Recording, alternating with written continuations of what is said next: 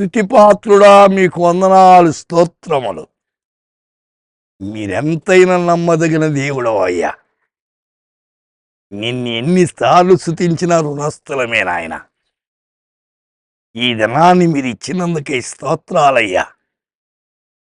మా శ్రోతలందరూ ఈ దినమున మీ మాటలు విని ఆత్మీయంగా మేలు పొందేదానికి కృప దయచేయ. ఈ దినం 27వ కీర్తన 6వ వచనాన్ని గమనిస్తాం. ఆయన గుడారములో నేను ఉత్సాహధ్వని చేసేదను. With shouts of joy in his temple. మై యెహోవా కి తంబు మే జై జయాకార్. అయితే ఉత్సాహం రావాలి. ఉత్సాహం ఏం చేస్తుంది? నిరుత్సాహాన్ని తీసేస్తుంది. నిరుత్సాహం అంటే పని చేయము, స్కూలుకి వెళ్ళము, చర్చికి వెళ్ళము. ఎందుకు నిరుత్సాహం? ఉత్సాహం ఉంటే ముందుకు సాగాలని ఉంటుంది. అయితే ఆత్మీయమైన ఉత్సాహం ఇంకా మంచిది. భౌతికమైన ఉత్సాహము కంటే దైవికమైనటువంటి ఉత్సాహం కావాలి. అయితే ఎక్కడంటే ఇక్కడ ఆయన గుడారములో అంటే దేవుని మందిరములో. దేవుడు ఎవరెవరికి అప్పగించిన బాధ్యతలు చక్కగా నిర్వర్తించేదానికి ఉత్సాహంగా చేయాలి. ఉత్సాహంగా అదే లోపల దేవునికి ఇచ్చేది ఉత్సాహంగా ఇయ్యాలట. సంతోషముతో ఇచ్చేది వాడిని దేవుడు ఎంతో ప్రేమిస్తాడన్నాడు. కాబట్టి ఆయన సన్నిధిలో మనం సంతోషం అనుభవించాలి. కీర్తన 16:11లో ఒక మాట ఉంది. నీ సన్నిధిని అంటే దేవుని సన్నిధిలో, దేవుని ఆలయములో సంపూర్ణ సంతోషం ఉందట. ఎక్కడ? దేవుని సన్నిధి. వాడి దేవుని సన్నిధి మానకూడదు. ఎందుకు? సంపూర్ణ సంతోషాలు దేవుని సన్నిధిలో ఉన్నాయట. వాక్యం చెప్తుంది.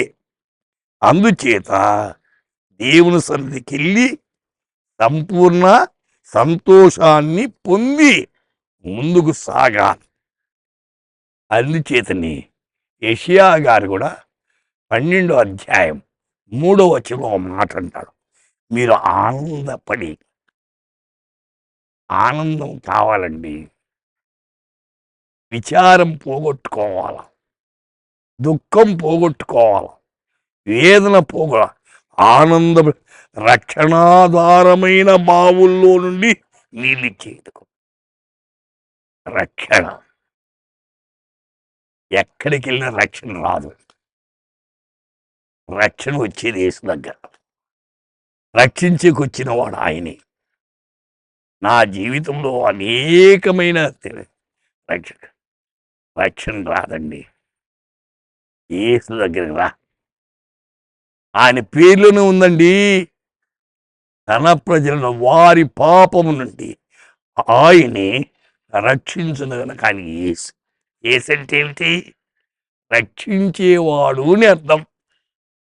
రక్షకుడు దొరికాడా మీకు? రక్షకుడు అంటే క్రిస్మస్ కాదు, రక్షకుడు అంటే ఈస్టర్ కాదు, గుడ్ ఫ్రైడే కాదు. యేసు నమ్ముట. యేసయ్యా నా పాపాల కొరకు వచ్చావు, నా కొరకు ప్రాణం పెట్టావు, తిరిగి లేచావు, నా కొరకు తండ్రి కుడిపార్శ్వము కూర్చుని విజ్ఞాపన చేస్తున్నావు అని నమ్ము. అయితే ఆనందించు.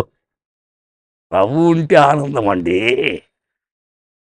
ఏమి లేకపోయినా ఆనందం.